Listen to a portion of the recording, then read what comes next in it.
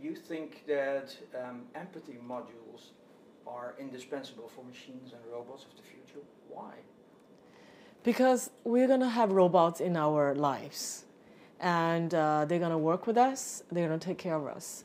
So for us to be able to trust them, we need to build a relationship with the robot. And studies have shown that for us to work with robots, we do need robots to understand our intention and emotion, and not just what we say. It's not just a command and control kind of machine. But aren't the current robots good enough in that respect?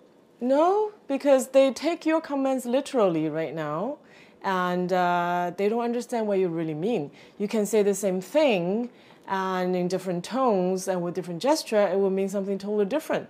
So suppose you have a robot that's taking care of the elderly, and the robot says, "How are you doing today?" And you say, "I'm not sure."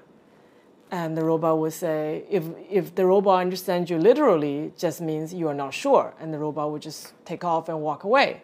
But what it really means, what the intent really is, that the patient or the elderly person is not feeling that great. So the robot has to deduce that intention and the emotion from what you are saying, how you are saying it, and in order to be better, in order to take care of us better. And the current robots aren't? No, they're not able to do that yet.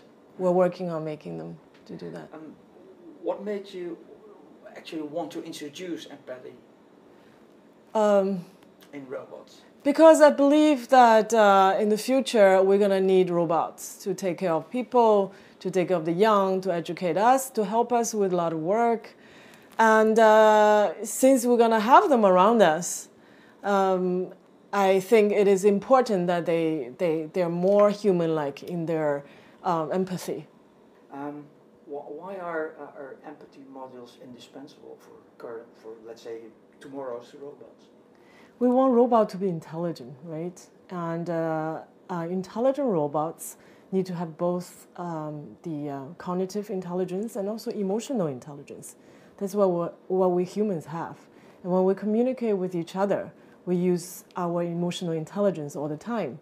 And that is indispensable for understanding each other. And for robots to understand us, they need to have that kind of emotional intelligence, which is empathy. Yeah, but because current robots aren't capable of doing that? No, not yet. Not yet. Current robots, most of the time, is still controlled by explicit commands. For example, you can tell the robot to vacuum your room. In some restaurants, there are some robot waiters that will bring you food, and they are focused very narrowly on one task.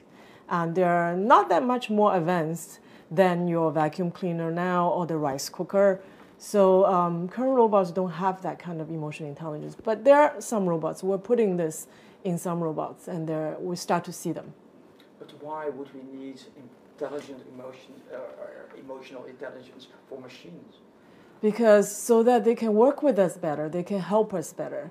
If they need to take care of us, take care of our children, our elderly, they really need to understand our true intent and emotion in order to take care of us. Say if you go to a hospital, there's a nurse, and what a nurse does is not just to take your temperature and look at your vital signs, but also talk to you and see how you're doing and whether you need comforting, whether you need water, whether you need medicine at this point in time. So that requires emotional intelligence, and that requires empathy. Is it because they are coming closer to us, or because they're in a different environment?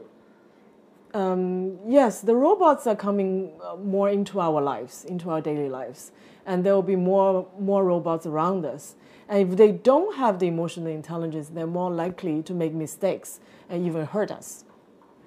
There are a lot of different kinds of emotions. What kind of emotions should it express, or should it at least recognize? So, for example, the very first thing we're working on for robots to recognize includes whether the human is happy, angry, sad, or frustrated, or hesitating, or even sense of humor. One of my students is working on recognizing sense of humor. Let's talk about the range of emotions, because there are a lot of different kinds of emotions. Yes. What is, let's say, the primary emotion that they should recognize? The primary emotions are happiness, sadness, and anger, and neutral. So you have to be able to tell whether the person is happy. Happy means satisfied, not satisfied, not happy. Sad, needs help, maybe frustrated, angry.